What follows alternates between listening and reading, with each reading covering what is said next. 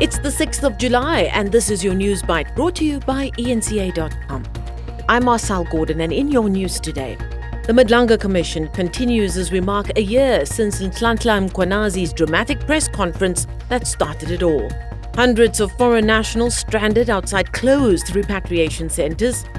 And when Trump calls, FIFA listens.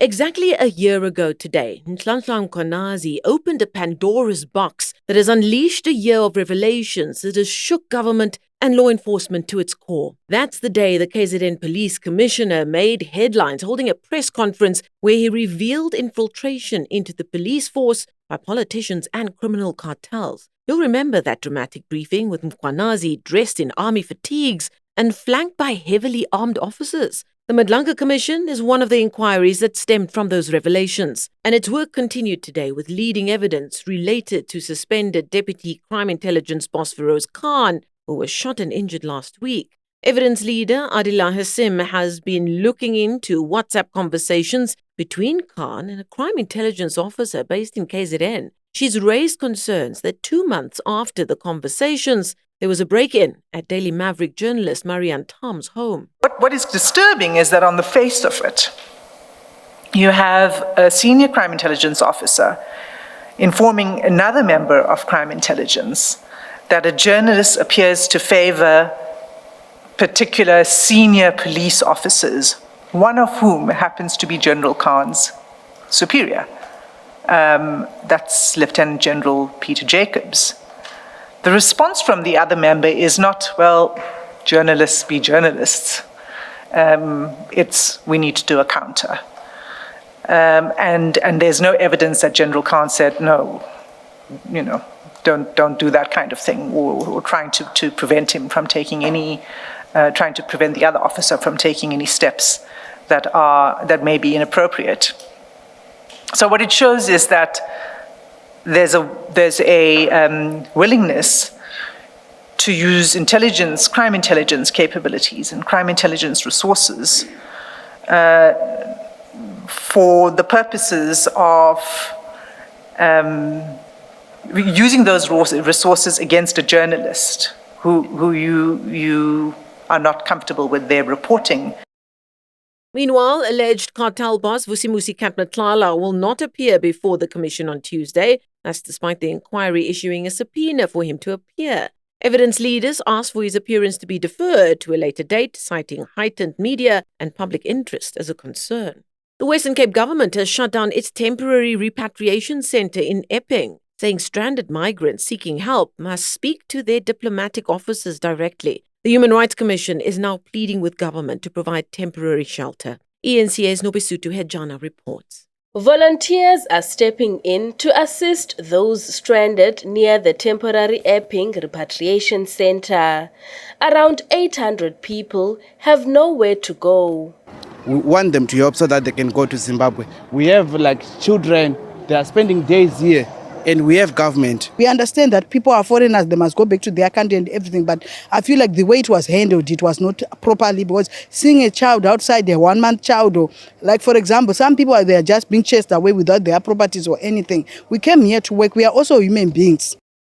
The majority of the people here are undocumented and simply don't know what their future holds. The SA Human Rights Commissioner is trying to help. It's pleading with Cape Town officials to provide the migrants with shelter. We must understand where these people come from now. Some of them are coming from Robertson, Gansbaai, and the areas outside Cape Town. So the metropolitan people have been taken care of and has been on buses to Musina. But here people are from outskirts, more than 200 kilometers away from Cape Town. Humanitarian organizations and private donors continue to provide aid. Meanwhile, the repatriation centre in Durban is also closed, but that hasn't stopped foreign nationals from flocking there. The centre's been decommissioned after processing and repatriating thousands of Malawian nationals last month. The new group camping outside the site consists of Zimbabweans, Mozambicans and Malawians who missed the earlier repatriation deadline. Here's Bilal Jewa from Gift of the Givers. I don't see that happening. I see people foresee them. As we're speaking now, there are people being dropped off continuously as they are being chased away from their homes in different areas of Durban and other parts of the province as well. They're coming here. In Pietermaritzburg, I think there are over 170 people, if I'm not mistaken, that have taken shelter there. So we're going to try and see if you can assist there as well with transport tomorrow for those people. So it's an ongoing crisis. It's a crisis that's going on. So we have to just keep on preparing and see wherever we can use our resources to assist. The township of Ratanda dominated headlines over the weekend, with protests over their ongoing water outages turning deadly. 2 people were killed in clashes with police, but the exact circumstances are yet to be revealed. 15 protesters were arrested. Gauteng Premier Panyaza Lesufi has promised that water would be fully restored on Monday, but this resident is not convinced. Ama-members wethu aboshelwa izinto ekudala zenzakala. It's been 14 years izinto zenzakala. It shows ukuthi kune corruption eyenzakala in our community. We are paying money, but service delivery iyaleka kakhulu. There was a time when I was paying imali for indlu yakamkhulu wami. Idonswa mangiyobuza etown hall ukuthi iphileyo mali leyo azange ibonakala ukuthi beyiya kuphi. So it shows ukuthi kune corruption, abantu abanamanzi. That's why people they are fighting right now, because there is no water.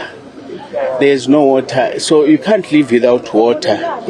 Action SA is calling for a complete overhaul of the city of Joburg's finances. This comes after the forced closure of Thuso House, the city's main customer services centre. The metro had failed to settle a 3.4 million rand debt. Action SA's Mpumi Edwards says this is a clear indication of a government and city in financial crisis. We've been calling as Action SA and actually proposing to the executive mayor that we need a reform in terms of our finances in the city. We've proposed several reforms, including decreasing expenditure and contracted services, and also considering insourcing some of the critical skills and services in the city of Johannesburg. So what we've seen this morning when we came here, residents being turned back who want to make payment arrangements. So what we've been doing here as the city of Johannesburg, we've been rejecting additional revenue that would have come from those residents. And also we've written to the mayor and the MMC of Finance. We've asked them questions relating to this closure and seizure of assets by the Sheriff of the High Court, and we haven't received any responses, because we think that the mayor must really be transparent to the residents of Johannesburg, because they find themselves in the center of this financial crisis. The health department says the strong uptake of Lenacapavir is an encouraging sign that communities are embracing the groundbreaking HIV prevention drug. The twice-yearly injection is expected to strengthen the efforts to curb new HIV infections. More than 16,000 people have received the jab since its rollout, with Gauteng exceeding the initial rollout target. Here's Health Minister Aaron Motsoaledi. I think there is excitement. We were scared, that, after COVID-19, vaccination, because many people really will relate Lenacapavir to a vaccine. It is not a vaccine, but they will relate it to a vaccine. And vaccines were not doing very well after COVID-19. Remember the stories that went around during COVID-19. And it's very unfortunate. It's happening all over the world. And we were scared that Lenacapavir will also be affected in the same way. But up to so far, there's no indication yet. And you are right. We are working through South African National AIDS Council with its 18 sectors, and we are preparing to do massive adverts over the radio, TVs, etc., in order to educate people. But up to so far, the uptake is quite satisfactory, meaning that the message has reached quite a number of people. In news from further afield now, Donald Trump has rolled out the good old Rooi gevaar warning this weekend, as the US marked their 4th of July, officially marking 250 years of independence. And with Democrat socialist candidates gaining traction in local elections ahead of the midterms later this year, it was only a matter of time before they grabbed Trump's attention. The Trump administration had set up for a big celebration, but the expected crowds of supporters never really turned up. But eNCA's Alistair D'Souza reports from Washington on who did. It's nearly an hour before midnight, with the day almost done, that President Trump finally took the stage. Trump's address quickly turned political, with the president targeting the opposition, once again calling communism a cancer in the United States. Our warriors did not fight communism on battlefields across the world, only to have that menace rear its ugly head right back here in America. We're not going to let it happen. Trump there branding recent left-wing Democratic primary winners as communists. Experts say the comparison is wrong, as those candidates are more aligned with socialism.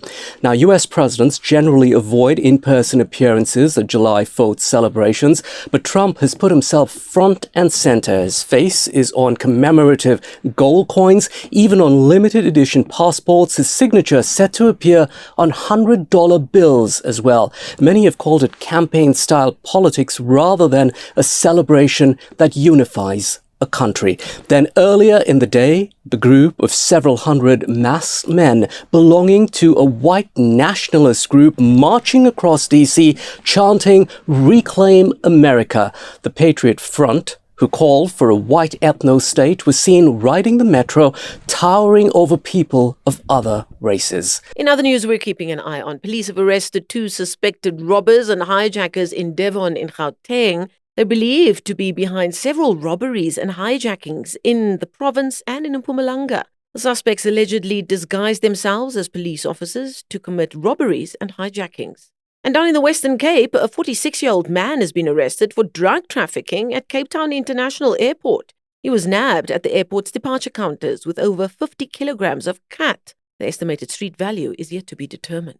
Onto the world of sports now, and the biggest talking point out of the World Cup is not about the first few teams through to the quarterfinals, but rather FIFA's shocking decision to overturn US striker Folarin Balogun's one-match red card suspension just hours before their round of 16 match against Belgium. It's been reported that the decision followed a personal appeal from US President Donald Trump, who welcomed the decision. Belgium's head coach, Rudi Garcia, quipped that in FIFA's offices, the 5th of July is actually April 1st, April Fool's Day. Back to on-the-field action, and Norway shocked record 5-time FIFA World Cup winners Brazil to progress to the quarterfinals, with Man City star Erling Haaland scoring 2 late goals.